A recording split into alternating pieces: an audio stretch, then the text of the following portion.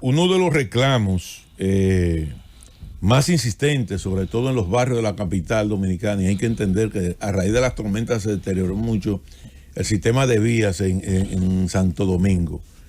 Y creo oportuno el programa de bacheo que ha iniciado el ministro de Obras Públicas, el ingeniero de Línea Ascensión, que abarca los barrios de la capital, porque hay que caminar por los barrios, las principales avenidas de la ciudad de Santo Domingo, y ver el deterioro. Perdóname, Felipe, ya interrumpo a alguien por última vez, porque me tengo que ir. Qué bien hizo el presidente, qué justo fue cuando en un discurso mencionó al ministro de Obras Públicas, porque la verdad es que este hombre, hay que reconocerlo, hay que decirlo, ha hecho un trabajo extraordinario. Así es, don Álvaro. No solamente este programa de asfalto que va a impactar directamente en todos los barrios de la capital, y eso hay que reconocerlo, porque cuando se atienden las demandas sociales, yo creo que eso es lo que se requiere de un funcionario o de cualquier ministro que tenga un impacto directamente con la población, como es el Ministerio de Obras Públicas. Y uno de los reclamos más recurrentes acá en los medios de comunicación y en toda parte era el deterioro que estaban exhibiendo nuestras vías, como falta del bacheo y de asfalto en algunos tramos importantes, que provocan incluso un progresivo deterioro, valga la redundancia, de los vehículos. Porque cada vez que un vehículo de esos cae en un hoyo, de esas troneras que hay en la mayoría de las calles de acá de Santo Domingo, obviamente que afecta el tren delantero y se rompe punta de eje y todo ese tipo de cosas. Creo que es un programa sumamente importante y abarca sobre todo los barrios de la capital, que son los más afectados con este tipo de situaciones, porque son los menos intervenidos. Cuando usted se va al polígono central, usted no encuentra la situación que usted ve, por ejemplo, en los barrios de la capital.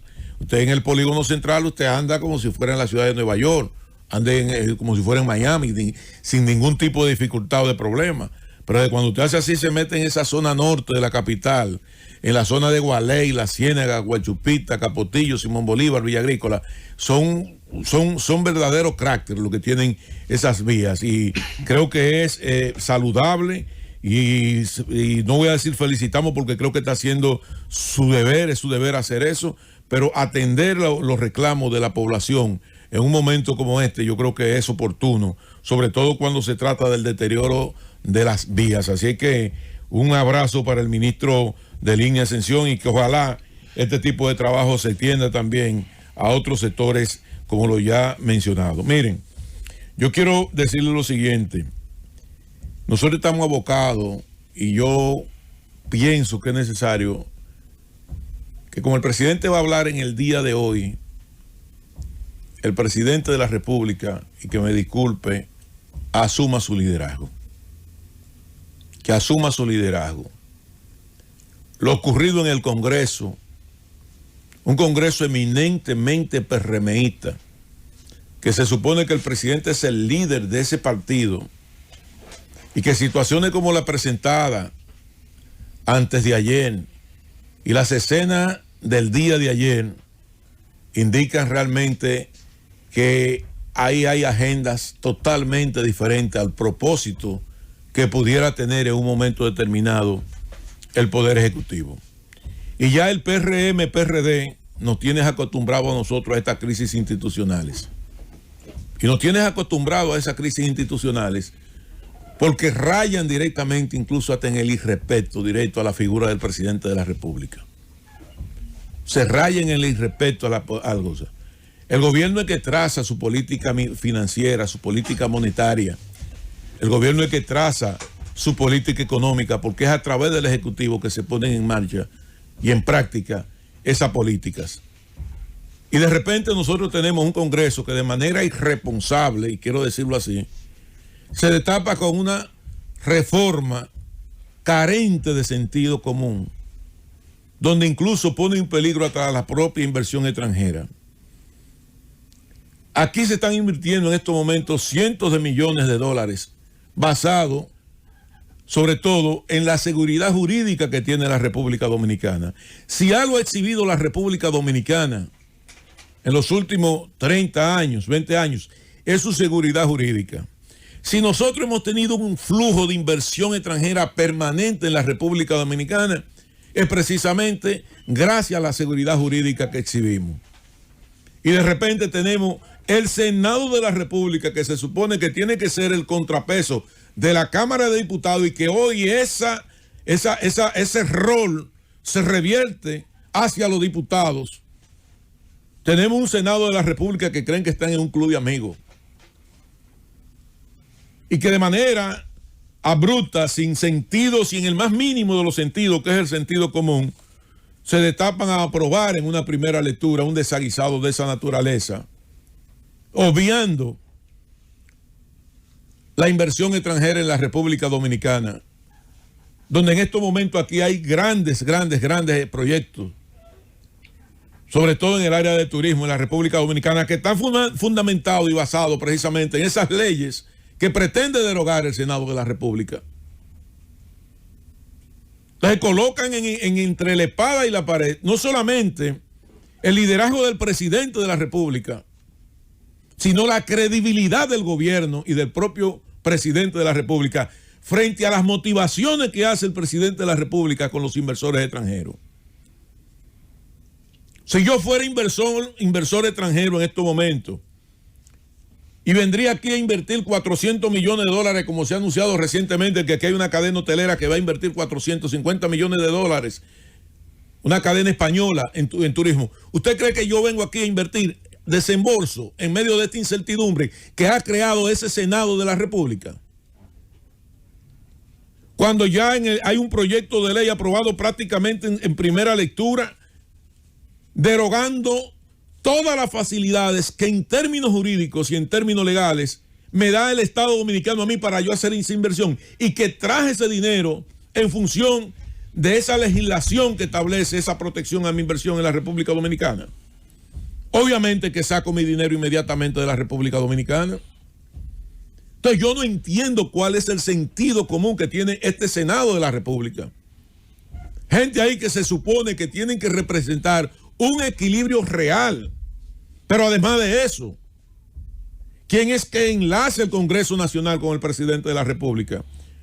¿Cómo es posible que un proyecto de esa naturaleza no solamente se discuta, sino que se apruebe